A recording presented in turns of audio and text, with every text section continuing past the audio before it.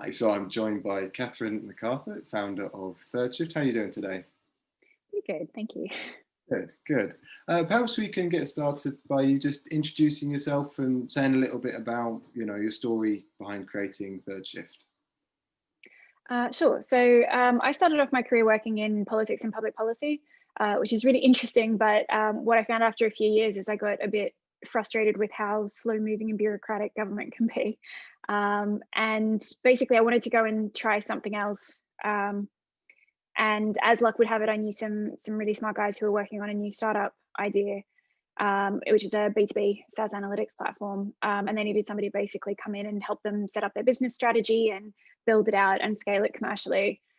So I basically came in and helped them do all of that. But it was my first time working in the private sector. So it was very much learn by doing. But yeah, I was very lucky to be working with a whole lot of very, very smart people. And within a couple of years, we had a successful exit, worked for, continued in that B2B SaaS space for another few years. And then I always wanted to come back and do my own thing, start my own startup, do everything from the beginning. But I wanted to do it with something that I really felt passionately about, take sort of the, toolkit that I had learned in tech and my kind of purpose-driven background coming from more of a sort of public policy and background perspective, and sort of bring the two together into something that, yeah, hopefully could do some good and make some money. So where I landed with that was after working in tech for quite some years and being the only woman in many rooms, as well as like working quite deliberately to try and build diverse and gender balanced teams. One of the things I found was it's actually really difficult to find good candidates for a lot of those roles, and actually like creating a gender balanced team in some functions can be really, really difficult, which to me struck me as like that there was some kind of a pipeline problem happening there. And then at the same time, in my life, I had all of these amazing women around me who very professionally successful, very hardworking and educated, and had built these great careers. And then once they started to have kids, they were suddenly finding that they weren't able to continue in the jobs that they loved or put as much time towards those careers, and they didn't have the support and flexibility necessarily from in the workplace to continue the way that they would have liked to. And I thought that was it was interesting to me that these sort of two things I was seeing in different parts of my life. And I basically became interested in the fact of, I think there's what I discovered when we first started, when I started digging into this space was women in the UK on average do about 2 hours more unpaid work per day than men. And at the same time, women earn 83 pence for each pound that men do. And that data pay, the gender pay gap there, it sounds like a simple interpretation of it is like, a man and a woman are both doing the same job and being paid differently, but that's not really the reality of how it works today. A lot of that is women taking lower paid jobs or going into areas where they have more flexibility, which will often be paid at a lower level, and also not going into more senior roles. So, there's a big gap, obviously, between men and women in terms of like executive and leadership roles, board positions. And so actually it's women not being able to progress and continue to pursue promotion, a lot of which happens, around the time that people start to have children, is where you see a real differentiation in gender terms. And so that's where I kind of started to look into. I think basically women are overloaded at home. There's like inequality in terms of household work, and that's impacting gender equality in the workplace. So I wanted to see if I could find a solution for that problem. Brilliant. Well, in which case, let's dig into how ThirdShift is addressing this problem and is contributing towards, plugging this data gap and, I suppose hopefully, well, I suppose you explain. Sure. So basically, we're a data-driven company building technology tools to try and solve a social problem.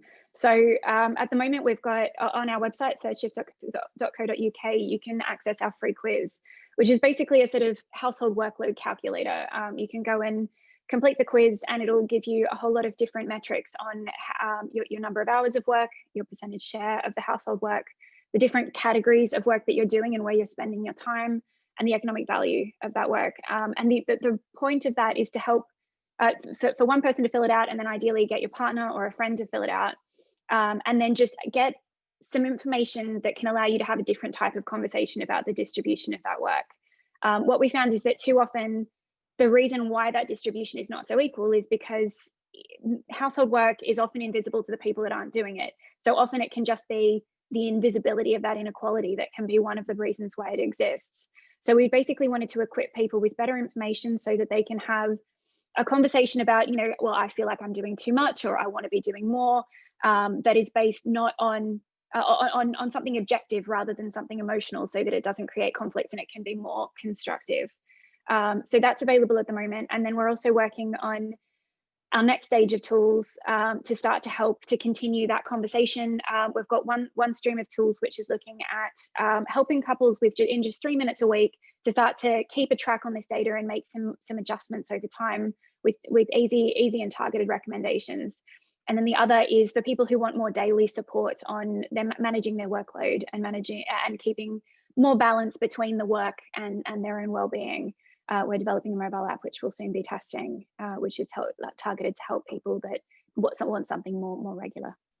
Brilliant. So with people already taking the quiz, what kind of impact are you seeing it having, on the conversations they're having around splitting housework? And then looking forward to the tools that you're going to be releasing, I suppose how do you project that this will translate into positive impact in the space? So, I mean, for the quiz so far, we've gotten some really fantastic feedback. We've seen a few different reactions to it, actually. Some people have found it that it's finally given them a way to explain and articulate to their partner the problems that they could feel were there, but didn't really know how to prove. So it's been really positive in being able to actually open that whole topic up so that they can talk about it. And also make their partner be able to see, oh, I can understand what I could be doing and how I can help out more, which has been really positive. Another reaction we've gotten, which has been really interesting, has been a lot of couples have found it's actually made them more appreciate how much their partner does. And that's helped in a lot of cases for people to feel like their relationship is a bit stronger, because while they might have always been doing things pretty equally, now they can actually see it. And that's been something that's been really positive. And then, there's been a lot of, the thing about the quiz that's interesting is that there's so many different types of results that people can get from it. But a lot of people have said it's been a really good tool in just not even necessarily just saying like, here's my results, let's talk about it. But when both people complete the quiz, it becomes much more powerful, because then you can really start to see where there might be different understandings or different impressions. So that's been something we've gotten some really strong feedback on. And then in terms of the tool set that we have to come, the idea would be, because I think at the moment we're focusing on one of the areas where we see the most workload. So if you think about, a household without children with just, some adults in it, is around 18 hours a week in unpaid work on average. Whereas once you add children to that picture, you're looking at, in some cases, over 100 hours of work. So there's a significant shift in terms of workload. And, when you've got schools and nursery and childcare available to you, that can become quite manageable. But as we know, in 2020, a lot of people have lost access to that, and that's caused a huge amount of work and chaos in some cases for parents. So what we're looking at with the additional tools we're rolling out is to help people not have to go and work out and think about for themselves, like, how do I fix this problem? But being able to look, because we spend so much time deep in this research and trying to understand the problem, we want to just give people the really quick, simple, actionable things that they can do, so that we're trying to take some of that workload away from them, and then just be able to give them the little bits and pieces they can do that can start to make small changes, whether that's every day or once a week. It's just little things that you can do to make things a little bit more manageable. So that's our goal. Excellent.